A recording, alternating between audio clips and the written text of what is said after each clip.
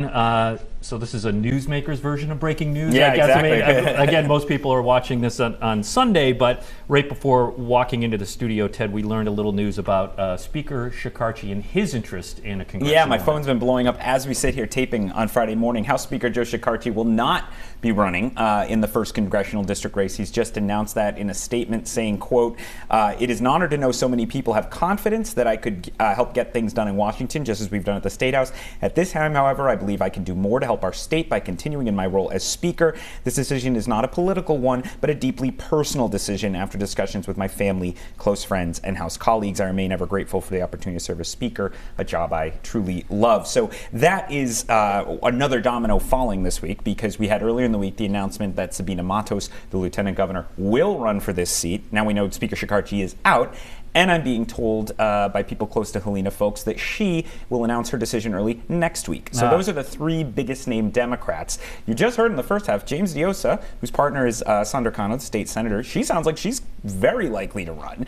And so I think if Helena Folks doesn't get in, you could see quite a few people decide this seat looks pretty open, because Sabina Matos is starting with no real fundraising advantage. So that's going to be very interesting to see. Yeah, I wondered if the Shekarchi announcement sort of breaks the dam a little bit. As you say, all eyes now shift to Helena Folks and what she's going to do, because she's the heavy when it comes to money, which with such a compressed timeline in terms of when the primary is going to fall, it is all about money and how quickly you can either independently fund a campaign or fundraise. Yeah, and we should distinguish between, the Speaker and Helena Folks. She did have a good run for governor last year, but she's never been elected to anything. Well, she's better known because of her run for governor, and she can raise a lot of money. The Speaker, on the other hand, because of his current position, had pretty much frozen all institutional support in the Rhode Island Democratic Party as everyone waited to find out whether he would get in or not. Now, the unions, the progressive groups, all the people who said, well, Speaker, if you get in, I'll be with you, but had to wait for his decision, they can all start to push other people and decide who they're going to get behind. So I think you could have a lot of fallout from this. All right, as you said, let me just play this quick sound with Lieutenant Governor Sabina Matos.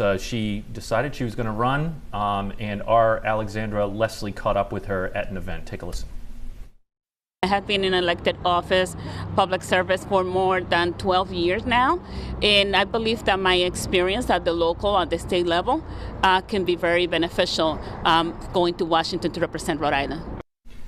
This is Lieutenant Governor Sabina Matos. She has thrown her hat into the ring. Eli, thoughts? Just thinking, a free-for-all could be very interesting, and the Democratic primary is so important in this race in particular, unlike CD2, where it's a little bit more Republican-leaning.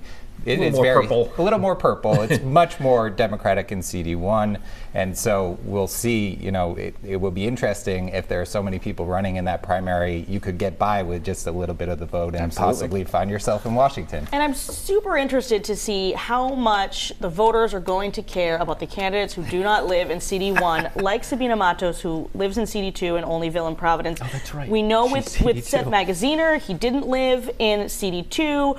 When he ran, he did move there before the election, so he could vote for himself. But if he hadn't moved, who knows if it would have been a bigger issue. That was a different situation. The Democrats were very worried about losing that seat, and they just wanted to coalesce around whoever was most likely to win it against the Republicans. I don't know that that's the same situation with CD1. They're not worried about Republicans. So will, Pawtucket, East Providence leaders coalesce around someone that lives in the district that they feel more represents the district? And I'll go a step further than Steph. The Democrats are not worried about keeping this seat right now. We don't have any announced Republican candidates. I can't say there are any Republicans being discussed who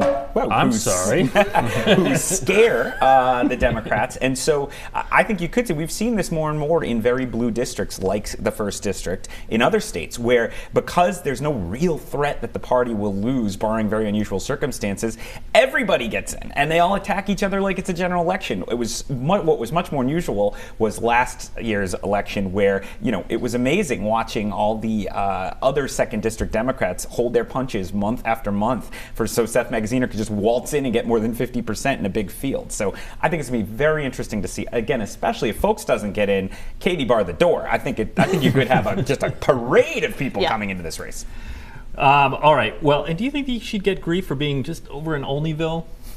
I don't know. I'm asking the Providence beat reporter. I don't know, and I genuinely am curious, because she does have a base of support in Providence. Yeah. But is it on the east side where most of CD1 voters are located in Providence. She has won elections, of course, in part of the city that is in CD2. Well, and Seth Magaziner's team, of course, always gets a little annoyed by this because they're like, wait a minute, he was representing the 2nd District at the time because he was a statewide official. Now, Sabina Matos does now, but of course, she's only just won her first election. She was appointed previously, so a little different. And I'll very quickly say that if Helena Foulkes gets in, she's apparently moving back to the east side where she lived previously, so it'll be a battle for that part of the city. Yeah. And unlike Seth Magaziner, correct me if I'm wrong, Helena Foulkes just so happened to be purchasing the East Side home prior to David Cicilline announcing that he was going to step down. And look, I mean, Seth Magaziner had never been a 2nd District person, right? He was an East Sider, and before that he grew up in Bristol. I mean, he was not, whereas Helena Foulkes, her family is a longtime East Side family. It's not really a stretch for her to argue she has connection to the 1st District.